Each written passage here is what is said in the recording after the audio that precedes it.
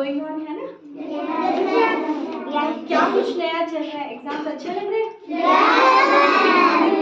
Exams हम लेते क्यों हैं? क्यों देते हैं हम एग्जाम, और हम लेते क्यों हैं? आप लोग क्यों देते हैं और हम क्यों लेते हैं? कोई टेल मी, क्यों हम एग्जाम देते हैं और स्कूल एग्जाम क्यों लेता है? बेटा जो भी आप डेली पढ़ते हो उसका टेस्ट होना चाहिए ना, होना तो चाहिए ना। आपको कैसे पता चलेगा who is better, who is best? तो कुछ बच्चे तो रेगुलर पढ़ रहे हैं और कुछ नहीं पढ़ रहे, तो एक डिस्क्रिमिनेशन भी होना चाहिए ना। वो डिस्क्रिमिनेशन आपको इंसल्ट करने के लिए कभी नहीं होता, वो डिस्क्रिमिनेशन आपके लिए इसलिए होता है कि आपको पता चले आपके वीक पॉइंट्स क्या है, आपके फेलियर्स क्या है ना। तो जो मेहनत करता है वही आगे बढ़ता है ना, उसके अलावा तो कोई नहीं आगे बढ़ सकता, है ना। जो मेहनत करता है, जो स्टडी करता है वो आगे बढ़ता है, उसके अच्छे मार्क्स आते हैं, वो अच्छी क्लास में नेक्स्ट में प्रमोट होता है, उसको सबका प्यार मिलता है, even teachers, even parents, even society, है ना। सबका प्यार उसी को मिलता है ना जो आगे बढ़ता है। तो exams are not your burden, burden नहीं है, आपकी हेल्प के लिए होते हैं एग्जाम, कि आपने इतना पढ़ लिया, अब हमें बता दो कि आपको इतना आ गया ना। समझ में आ गया किस लिए होते हैं एग्जाम? कि जो भी आपने अब तक पढ़ा उसका टेस्ट। मम्मी कई बार कहती है ना, एक बार हलवा चेक करके बताना कैसा बना, कहती है ना। तो ये तो होता नहीं कि मम्मा हलवा बनाना नहीं आता, लेकिन उन्होंने कुछ नया ट्राई किया, है ना। और वो क्या जानना चाहती है कि मेरे से कैसा बना है। तो वो टेस्ट कौन लेता है? हम लेते हैं ना। तो आपका टेस्ट आप खुद ले रहे हो, हम भी ले रहे हैं, आपके पेरेंट्स भी ले रहे हैं, इसलिए आपके एग्जाम्स होते हैं। तो बेटा जो भी पढ़ो उसको अच्छे से पढ़ो। आप जो डेली में आपका ऑब्जर्व कर रही हो ना, आप क्या कर रहे हो? क्वेश्चन तो आप पढ़ ही नहीं रहे, आंसर लिखते जा रहे। क्वेश्चन भी पढ़ो, टेंस तो चेक करो उसमें लिखा क्या है, कौन सी टेंस की बात की गई है। समझिए, जिस आपको मेनी टाइम्स मैंने बताया, जिस टेंस में आपका क्वेश्चन होता है उसी टेंस में आपका आंसर भी होना चाहिए। डेली की चीजें हैं, प्रेजेंट में होती है, प्रेजेंट में ही आंसर करोगे। स्टोरीज जितनी भी होती हैं वो पास्ट टेंस की होती हैं और उनका आंसर आप पास्ट में ही करोगे। इमेजिनेशन है, फ्यूचर में होगा, फ्यूचर में ही आपको आंसर करना है, चाहे वो मैथ्स हो, चाहे साइंस हो, चाहे आपका इंग्लिश हो, ठीक है। हिंदी में मात्राओं का ध्यान बहुत ज्यादा रखना है, मात्राओं पे बोल के देखिए, पहले बोला करो, और जो भी आपको मैम डेली प्रैक्टिस करा रहे हैं उसको जा जा के लिख के देखो, समझ के देखो, ठीक है। समझ गए? क्या करोगे?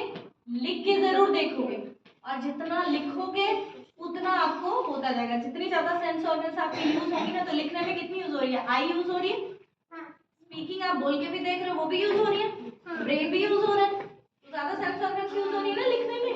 हैंड भी यूज हो रहा है, तो वो ज्यादा स्टेबल होगा, ठीक है। इसलिए लिख लिख कर प्रैक्टिस करनी है।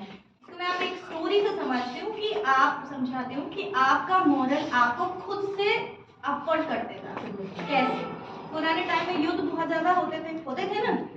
तो क्या होता था कि कई बार सेना छोटी होती थी और वो धर्म में चल रहे होते, अच्छी चीज कर रहे होते, और उनके साथ में उनको कभी मुगलों के साथ लड़ना पड़ रहा था, जो भी बाहर की ताकतें थी उनके खिलाफ लड़ना पड़ रहा था। एक ऐसे छोटा सा राज्य था, उनके पास सेनाएं कम थी, और मुगल सैनिक धीरे धीरे उनकी तरफ बढ़ते जा रहे थे।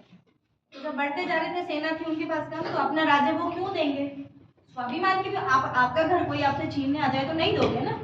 वही चीज पुराने टाइम में थी कि वो अपना राज्य, वो अपनी जगह क्यों दे, नहीं देना चाहिए। तो उनके पास सेना की टुकड़ी थी थोड़ी, सेना कम थी, तो उनके जो सेनापति थे उन्होंने मॉरल अप करने के लिए एक प्लान सोचा। कैसे?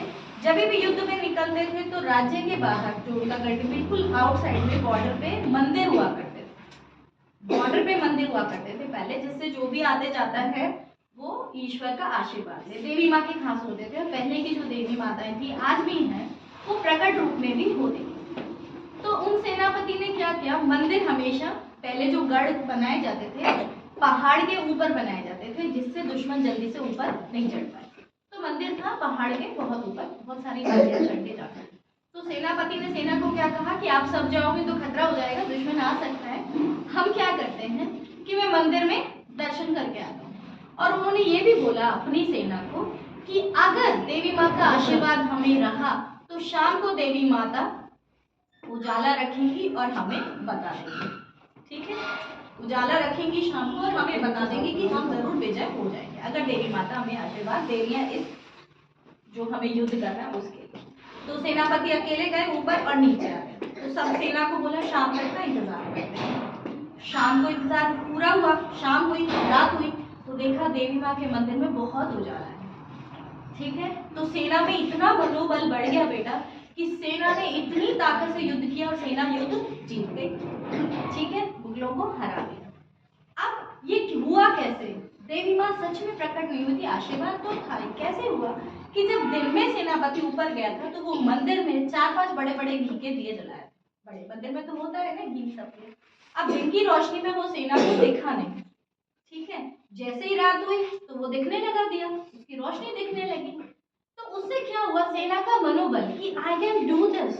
आपको सिर्फ अपने ब्रेन में एक शब्द हमेशा अपने आप से बोलना है, आई कैन डू दिस, मैं कर सकता हूँ या मैं कर सकती हूँ।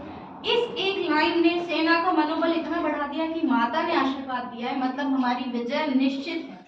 तो विजय निश्चित है, वो उतनी तन्मयता के साथ युद्ध किया और जीत गए। ये अब आपका जो एग्जाम चल रहा है ये भी आपके लिए डेली युद्ध के समान है। ब्रेन में कंसंट्रेशन रखो और युद्ध जैसी चीजें इनको समझना चाहिए कि हमें करना है। उसे कोई फर्क नहीं पड़ता आपके मार्क्स कम आ रहे, वो हमारे लिए बड़ा इशू नहीं है। लेकिन खाना मम्मी डेली बनाती है, जिस दिन टेस्टी बनता है उस दिन अच्छा लगता है ना खाने में, तो आपके मार्क्स कम क्यों आए? अच्छी चीजें तो सबको अच्छी लगेगी ना। 10 में से 0 तो किसी को नहीं पसंद आएगा, 10 में से 10 सबको पसंद आएगा। तो क्यों नहीं मेहनत करते?